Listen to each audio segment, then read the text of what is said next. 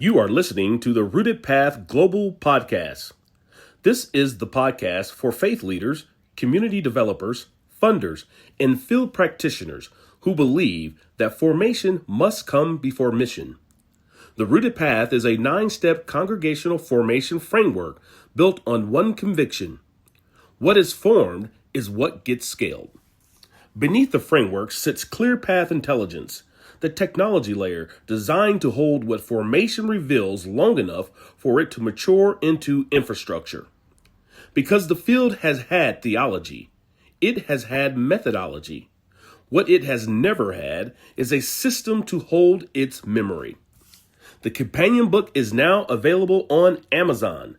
Divine Assets, Faith-Based Leadership for a Global Movement. This is not a program. This is not a curriculum. This is the operating system the field has been missing. Formation before mission. Let us begin. This is The Rooted Path Reflection, an explainer on the infrastructure beneath formation, written by A. Damien Curd. After this, we will refer to him simply as Damien. This essay names a structural problem in faith-based community development that the field has not yet fully named. The field has produced transformation faster than it has produced infrastructure capable of preserving transformation across time. Here is what that means and why it matters. To set the baseline for this briefing, we need to reiterate this core structural problem. The argument is not that the work so far has been wrong. It is not that celebrated congregations have failed or that funders and intermediaries have been careless. Instead, we are acknowledging a serious structural deficit. The field of faith-based community development is highly active. It produces profound theological reflection and real neighborhood renewal. But the complete absence of infrastructure designed specifically to preserve that communal transformation is costing the field far more than it realizes. We will examine this argument through 4 clear sections. First, the sticky note problem. Second, upstream versus downstream. Third, pre-formation conditions. And fourth, durable formation infrastructure. Section 1. The sticky note problem. We start by looking at a common practice in faith-based community development, the exercise of gathering a congregation in a room and using sticky notes on a wall to name their inherent gifts. During the discovery phase, this is a profound theological act. When a person writes down a gift and offers it to the community, they are making a sacrifice, and the room produces a genuine spirit of communal recognition. But structurally, what happens after the exercise concludes? The sticky notes come down, the institutional memory of what that community just discovered about itself dissolves, and the organization rapidly reverts to business as usual, operating as if that moment in the room had never happened. Asset mapping tools like those sticky notes are excellent for discovery moments. They give rooms a language for recognition, but they were never designed to preserve what was discovered across time. The structural problem here is laid completely bare. Our capacity for transformation significantly exceeds our capacity for preservation. Section 2. Upstream versus downstream. In this section, we need to rigorously diagnose what the field actually transfers when it studies its most celebrated congregations.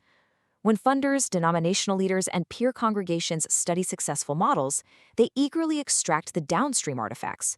They take the programs, the new buildings, the grant strategies, and the dashboard numbers. However, left entirely behind upstream is the invisible formation architecture. They leave behind the trust architecture that had to be built first. They leave behind the relational infrastructure, the discernment processes, and the institutional memory. The field actively replicates the visible fruit while ignoring the structural roots. You cannot replicate someone else's success. You can only replicate a process capable of discovering your own. Transferability without the underlying formation process is just another form of the wrong transfer. When we ask for replicable models without asking for the upstream relational work that sustained them, we guarantee a fractured implementation. This leads us directly to a structural reality we must address. Why has this documentation and infrastructure not existed? Why do we consistently evaluate motion instead of funding continuity? The answer is that formation produces fruit, and that operational fruit, whether it is housing developments, food systems, or neighborhood partnerships, creates immense institutional gravity. This gravity consumes the reflective capacity of the very people who were formed. The practitioners who are most capable of explaining the formation architecture are simply too busy running with the formation produced. The formation worked. It just didn't have the structural capacity to write itself down. Section 3. Pre-formation cultural context. Standard asset mapping treats every room as if it has no history, no culture, and no memory. But communities do not enter formation neutrally. 3 specific conditions consistently disrupt the sequence before it even begins. The first is privilege concealment. In communities with excess resources and high institutional standing, members are often trained to see programs and professional credentials rather than hidden, vulnerable gifts. A sticky note wall can feel unnecessary when a strategic plan is already neatly bound in a binder. The crucial takeaway here is that privilege does not eliminate a congregation's need for formation. It merely conceals it behind professional polish. The second condition is trauma fragmentation. Trust architecture cannot be built in a room where trust has been systematically destroyed. Communities that carry a deep cultural memory of extraction, where outsiders have mapped their assets, published the findings, and left, cannot be expected to honestly name their gifts right out of the gate. Attempting to accelerate through this without first doing the vital work of relational repair does not speed up the process. It undermines the entire sequence that follows. The third condition is scaffolding loss. This occurs in communities that once possessed robust formation infrastructure, perhaps a long-tenured pastor or a founding generation, and then lost it. These communities are not starting from zero, they are starting from grief. And when that grief is not structurally acknowledged, it presents as resistance or disengagement. The lost scaffolding is a presence in the room, not an absence. Transferability without acknowledging these cultural and historical adaptations is, again, the wrong transfer. Section 4. Durable formation infrastructure requirements. Knowing the barriers and the structural deficits, what are the actual architectural requirements necessary to build durable systems of preservation? Any serious attempt to build this infrastructure must mandate 5 characteristics. First, it must be transferable across varied contexts, not reliant on proximity to exceptional leaders. Second, it requires sequencing through distinct phases, protecting against compression. Third, it must deliberately hold institutional memory across leadership transitions. Fourth, it must honor the pre-formation cultural contexts we just discussed. And finally, it must preserve a continuous formation thread. Formation is not merely an introductory phase, it is a load-bearing current running through every single step of the work.